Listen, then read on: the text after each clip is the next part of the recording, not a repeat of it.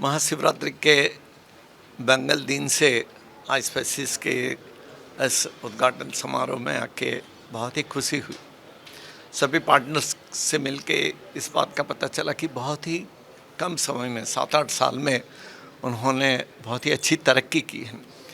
तो सौराष्ट्र कच्छ रीजन में जो लोग हैं मेहनती तो काफ़ी है, उनके पास नए नए आइडियाज़ भी रहते हैं, लेकिन उनको मटेरियलाइज करने के लिए उनको गाइडेंस चाहिए, सपोर्ट चाहिए। और स्पेशली जो स्टार्टअप के माध्यम से उनको जो गाइडेंस चाहिए वो यहाँ पूरी तरह से मिलेगा, ऐसी यहाँ सुविधा उपलब्ध कराई गई है। और सिर्फ बातें ही नहीं, उनको साकारित करने के लिए फाइनेंशियली भी उनको अच्छा गाइडेंस और सपोर्ट दोनों मिलेंगे।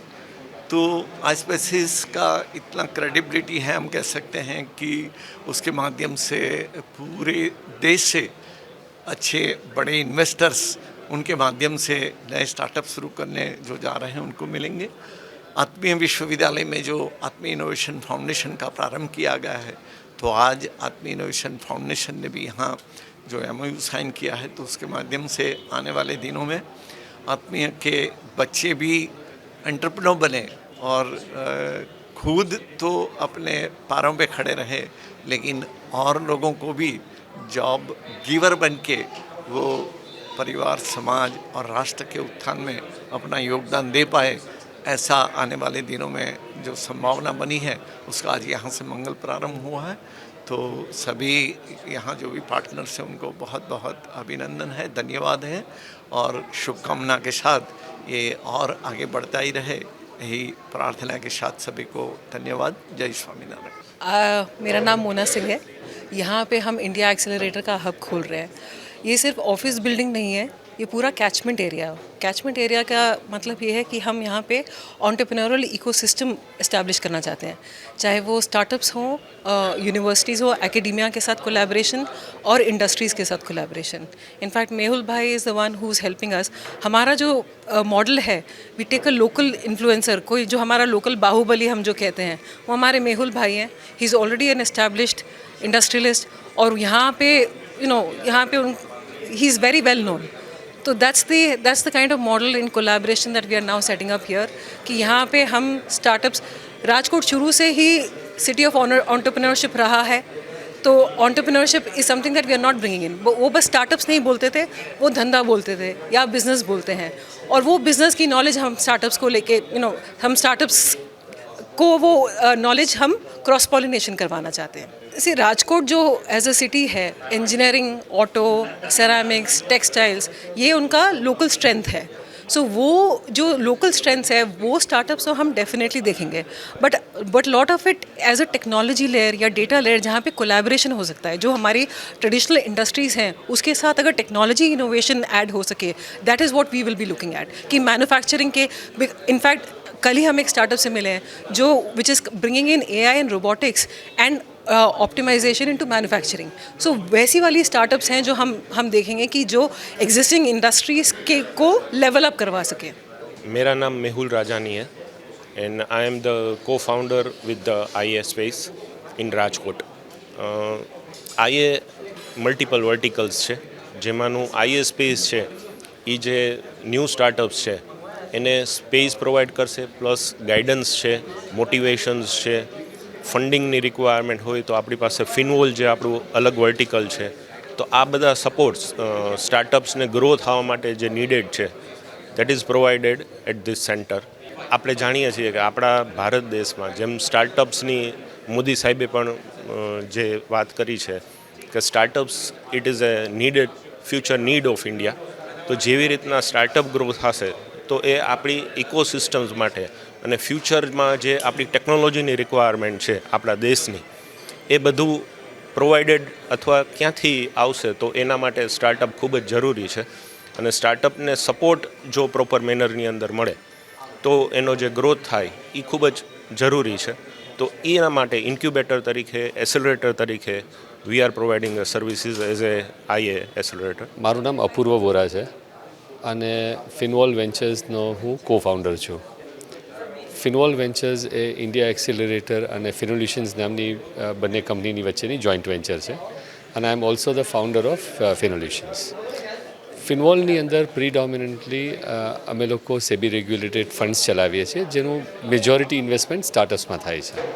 કોઈ પણ સ્ટાર્ટઅપના ડેવલપમેન્ટની વાત કરીએ તો 3 વસ્તુની બહુ જ મોટી ઇમ્પોર્ટન્સ હોય છે. સ્ટાર્ટઅપને કોઈ ફિઝિકલ ઇન્ફ્રાસ્ટ્રક્ચરની જરૂર પડે કે જ્યાંથી એ સારી રીતના કામ કરી શકે.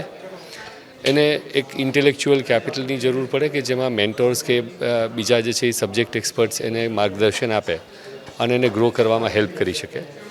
અને ત્રીજું અને ઇક્વલી ઇમ્પોર્ટન્ટ વસ્તુ હોય તો એને જો એક અમુક રીતના ક્વોલિફાય થાય તો એને ફંડિંગ મળવું જોઈએ. સો ફિનવોલનું કામ છે એ ટાઈપના સારા વેલ ક્વોલિફાઈડ સ્ટાર્ટઅપ્સને ફંડિંગ આપી અને એના ગ્રોથમાં ભાગીદાર બનવાનું, અને જેના થ્રુ જે એના અંડરલાઇંગ ઇન્વેસ્ટર્સ છે આ ફંડના, એને એ સ્ટાર્ટઅપના ઇન્વેસ્ટમેન્ટ્સનો બેનિફિટ મળે. સો ફિનવોલ એ ઓટોમેટિકલી આ ટાઈપના કોઈ પણ સેન્ટર્સ માટે અગત્યની રીતના કાર્યરત રહે છે. અને સ્ટાર્ટઅપ ઇકોસિસ્ટમના એક 1/3 મોટા ભાગરૂપે એનો આ બધા ડેવલપમેન્ટ માટે બહુ ઇમ્પોર્ટન્ટ રોલ હોય છે. અગત્યની વાત એ છે કે સ્ટાર્ટઅપ્સની અંદર આજકાલ એ બહુ જ ઇમ્પોર્ટન્ટ વસ્તુ છે કે જ્યાં સ્ટાર્ટઅપ હોય ત્યાં એને ડેવલપમેન્ટ માટે આપણે સાથ આપવો જોઈએ. સો જેના માટે ટિપિકલ વર્ડ વપરાય છે કેચમેન્ટ એરિયા. જ્યાં સ્ટાર્ટઅપ્સ હોય ત્યાં સ્ટાર્ટઅપનું એક સેન્ટર હોવું જોઈએ કે જેથી તમે એ સ્ટાર્ટઅપને એટ્રેક્ટ કરી શકો. અને આપણા કેસમાં એક્ઝેક્ટલી આ જ ઓબ્જેક્ટિવથી રાજકોટનું આજે આ સેન્ટરનું ઇનોગ્રેશન કરવામાં આવેલ છે કે જેથી અહીંના જે હાઈ ક્વોલિટી એન્જિનિયરિંગ કે બાકીના ઇન્ડસ્ટ્રી રિલેટેડ કોઈ પણ જે સ્ટાર્ટઅપ્સ છે એને એક ઇનહાઉસ સારું પ્લેટફોર્મ મળે અને એને નેશનલ લેવલ ઉપર સારી રીતના લઈ જઈ શકાય, એ આપણો ઓબ્જેક્ટિવ છે.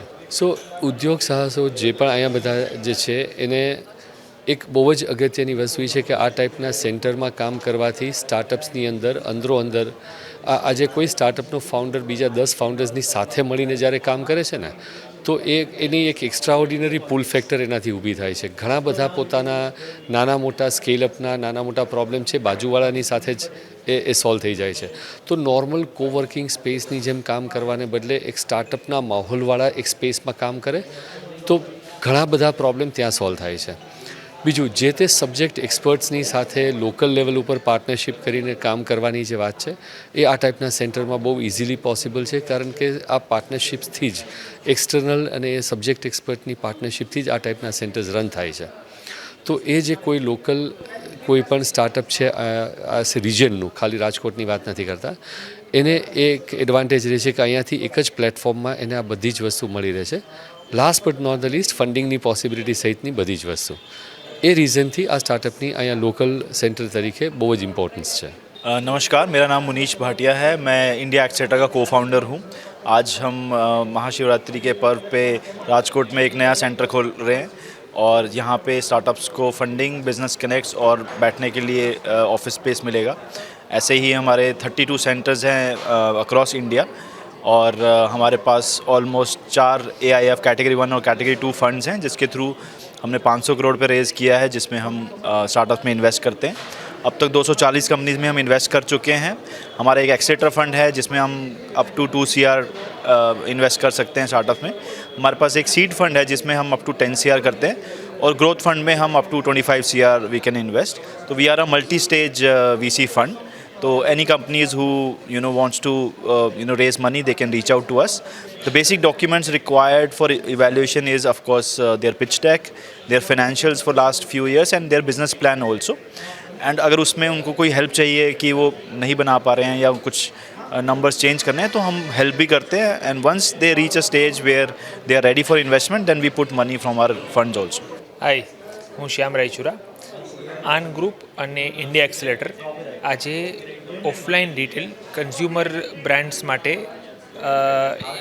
જે ઓનલાઈન સારું એવું વોલ્યુમ ઓલરેડી કરી રહ્યા હોય અને 2 થી 10 કરોડ વચ્ચેનું ARR એટલે કે એવરેજ રેવન્યુ કરતા હોય, યરલી રેવન્યુ, એના માટે ઓફલાઈન રિટેલ માટેનું એક એક્સેલેરેટર લોન્ચ કરવામાં ખૂબ આનંદ અનુભવે છે.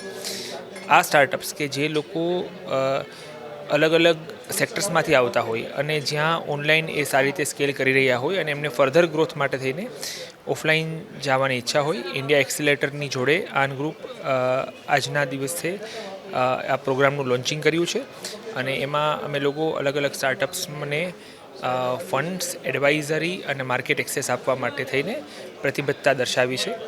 તો આ તકે હું ઇન્ડિયા એક્સિલેટર અને આન ગ્રુપ વતી સ્ટાર્ટઅપ ઇકોસિસ્ટમ્સ અને સ્પેશિયલી જે કન્ઝ્યુમર રિટેલ સ્ટાર્ટઅપ્સને આનો મેક્સિમમ લાભ લેવા માટે રિક્વેસ્ટ કરું છું. Thank you. જી, આજના દિવસે ઇન્ડિયા એક્સિલેટર અને આન ગ્રુપ વતી મેં MOU સાઇન કરેલું છે અને વી હેવ જોઈન્ટલી કોલોબરેટિવલી ડિસાઇડેડ કે અમે કન્ઝ્યુમર રિટેલ સ્પેસમાં મેક્સિમમ સ્ટાર્ટઅપ્સ એનો લાભ લઈ શકે, ઇન્વેસ્ટમેન્ટ્સ, એડવાઇઝરી અને માર્કેટ એક્સેસ તેના માટે પ્રતિબદ્ધતા દર્શાવી છે.